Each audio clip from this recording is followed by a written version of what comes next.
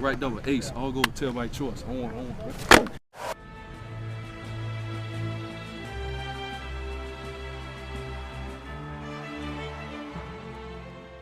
Came in with Butch. Butch, we were his first class. So, and I was recruited by Dennis Erickson at first. So I got an opportunity to see both locker rooms, and I witnessed the transition and the change. He came in saying, "This is my way or the highway."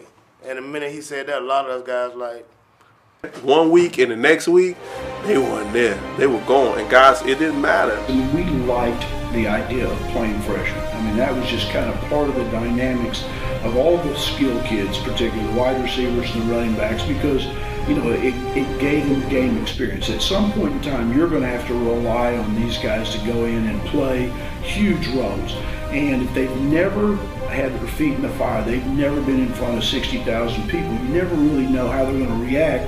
It's a lot easier to feel comfortable in how they're going to react and play when you give them opportunities to play little bits and pieces, roles in certain ball games and stuff.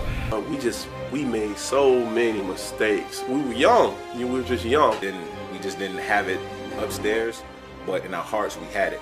So at the end of the season, I remember we all made a pact that we were not going to cut our hair until we had a winning season. It's what started the storm. That 5 to 6 year, it started the storm because it was an embarrassment to have a losing season at the University of Miami. We didn't understand all the intangibles, like, oh, you know, the 2 Gs and Deuce 1. The team is primarily made up of freshmen and sophomores. We didn't care about that. We all came from competitive backgrounds, and the fact was that we were getting our butts kicked. So what were we gonna do collectively? Because at the end of the day, the coaches, the X's and the O's, it matters, but what matters more is what's in your heart and how you're going to compete, and are you going to let the guy down next to you. We always pushed each other every Saturday by ourselves, went to a private field by ourselves and did 1-on-1, 7-on-7.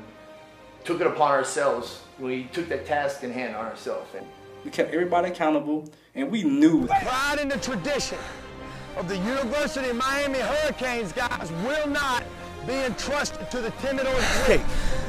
If you didn't make all your times, guys would hang out on the field and not want to come in the locker room. I'm talking about big guys, offensive linemen, would not come in the locker room. Because if they did, I mean, oh, man. Robert Sampson. Big Rob, he didn't make his 110s. Some very interesting activities that took place that year from guys that wasn't making their 110s. Biggest fight you want to see 200-300 pounds guys get into. I'm talking about a knockdown, drag out, tore the locker room up. But that's what happened, guys. We took it that serious. We took it personal. We weren't going to lose anymore. So. We got to make sure that our worst day is better than everybody else's best day.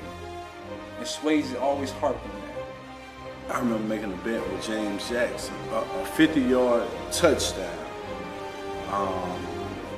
on the first possession. I'm like, that's a no-brainer. We playing Ohio State. Well, if he elects to go that way.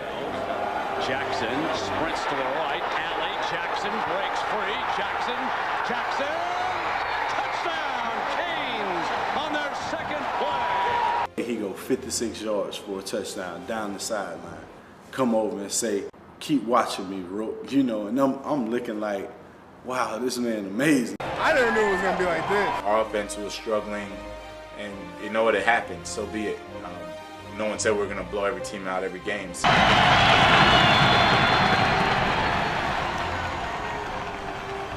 Kenny Kelly in the pocket, rolls, looks and throws, up and over, out of bounds, caught at the 12-yard line, and a lot of time, Reggie Wayne, and there's 7 seconds to go. Andy Crossland, 30-yard attempt, it's up, and good! A remarkable comeback! celebrate. And, you know, to see him go down. And Ken Dorsey got in, you could see it in his eyes, he was rattled. It was walking into a buzzsaw, it really was. I mean, it was a tough environment. You know, honestly, at the time, they were rolling and we were trying to get to where they were at. Those guys in V-Tech, they almost was like, to me, they was one of the best teams in college that year. They was getting back there, sacking the quarterback, getting back there, putting pressure on them. And I remember particularly when we came on the sideline one play, Dorsey threw me a bad ball. And, you know, anybody as a receiver would call it a bad ball. Dorsey came out and apologized to me on the sideline, and I remember Nate Webster being in his ear, going off on him, and I told Nate, calm down. I told Dorsey, that's not a bad ball, it's my bad. I gotta make that catch. And I think that showed Dorsey that, man, you got guys that's riding for it. I think that moment really kind of set the tone, especially for me, because it was like, you know, those guys have been scratching and clawing, and then I get an opportunity to come in. And you almost feel like, you know, you want to do more, and you feel the way you let those guys down a little bit because, you know, you couldn't come in and help the team win. And Dorsey is kind of like a Joe Flacco, if you really think about it. They're both very calm. Dorsey gets a little excited, but Dorsey's going to kind of stay the same. And Dorsey doesn't really care about all the fame, this, that, and the other. Like, him and Joe are kind of similar. You know, they just kind of go out there, they show up to work, and they do their job, and that's it. We you know? ballin', boy.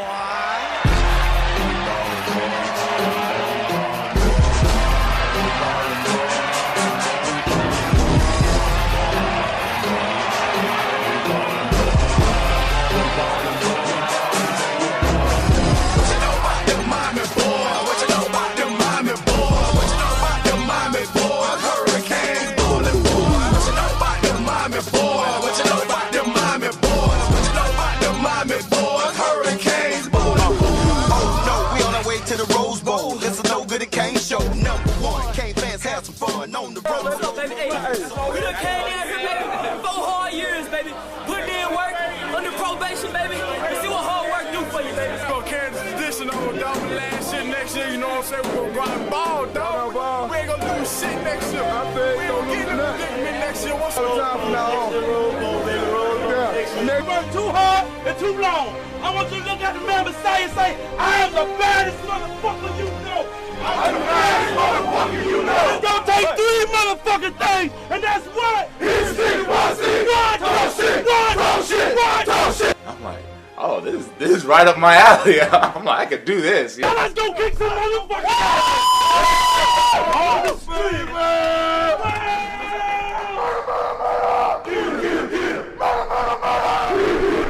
Hold your hands up high. Hold your hands up high. The mighty kings are passing by. Mighty kings are passing by. Hold your hands up high. Hold your hands up high. The mighty kings are passing by. The mighty kings are passing by. From north to south. From north to south. We really knock 'em out. We really knock 'em out. From north to south. From